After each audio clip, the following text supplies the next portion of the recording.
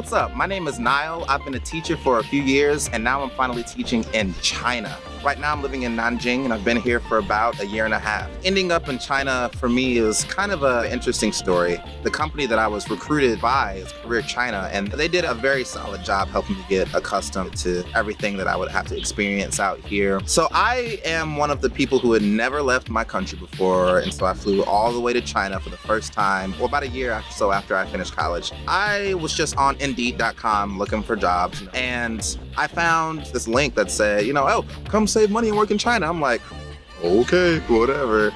Because, you see that kind of stuff everywhere. And then I'm like, all right, I want a job. I'll check it out. I fill my application out. It's unexpected, but I guess it's cool. I'll go through with the interview. A few months later, I'm in this process of getting all of my visa work done. And I gotta say, I was a little lazier than I'd like to admit, to the point where I almost didn't make it out here. For a long time, I didn't see this as a tangible opportunity for me. It just kind of seemed like one of those ads you see on TV, like, oh, come save a ton of money and travel in China. I kept getting email reminders from my visa rep, Tim. He's saying, go get your passport, go get this notarized. And ultimately, I did get everything finished in time before I actually flew out to China. When I finally got to the city I would work in, which is Nanjing, my school, First Leap, someone from First Leap helped get my bank account set up, phone set up, helped find real estate agents to get a place to live. Overall, all of the help that I needed to get my feet rooted into this new place, it was always there.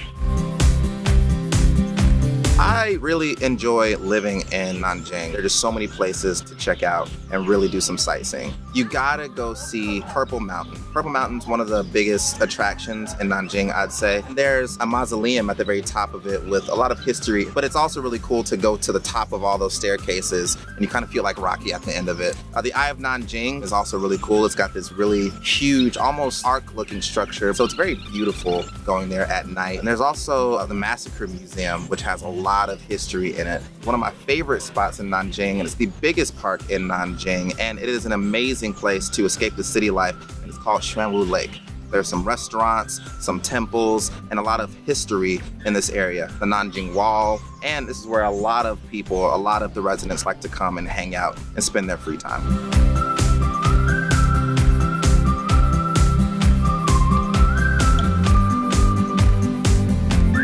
That is incredible.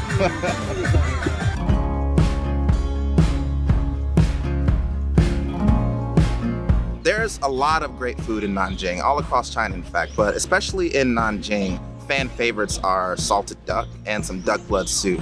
I'm actually allergic to nuts, all nuts, and seafood, which is almost a death sentence for me. But if you think about it, it's not too bad. You just gotta be really careful. I had to quickly learn how to say I can't have nuts in Chinese. I had to quickly learn how to say that I can't have any seafood or shrimp. Can we hear that? For nuts, I can say 我对花生过敏, which means I have a peanut allergy.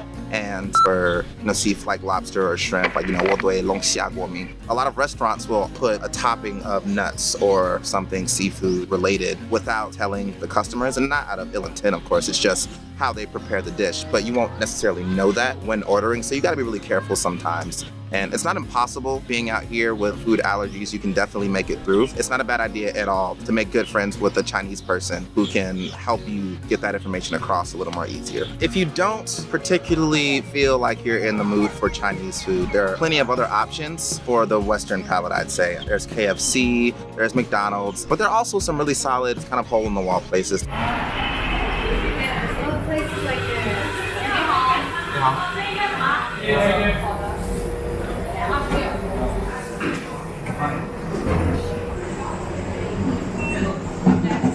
Can't trust anybody with tomato, really. The slices are either too thick or too thin. They've never really gotten the prime thickness of a tomato slice. So I was just like, I'm not even gonna worry about it. It's my first meal of the day. I'm gonna enjoy it as best as I can. Sandwich looks good though. Looks pretty baller. I'm impressed. Came out after just a couple of minutes of, not even a couple of minutes of waiting. She got a tomato sandwich. She got a tomato sandwich. You know what? Would you like some sandwich with your tomato? A little extra crunch in there. Oh, okay. Just trying to get my veggies in. All right, so cheers. Cheers. So there's a place called My Pizza, which I would put at the very top of anything that you can get that's related to Western food. And of course, you can just make food at home, save some money, and have exactly what you want. When it comes to meeting other foreigners out here, it's kind of like day and night sometimes. You can go out to places like 1912, where there are a lot of bars and a lot of foreigners that like to mingle and really just have a lot of drinks. Drinks are usually the recreation of choice for foreigners. A lot of the foreigners are all connected by one thing out here. You know, they're foreigners and they're not used to the area. That's something that can really help you get involved. I've met other foreigners mainly through the different musical events that I do. I've done a few different open mics at some bars. There's Finnegan's open mic that just started up recently, and now they have one every month, which is really cool.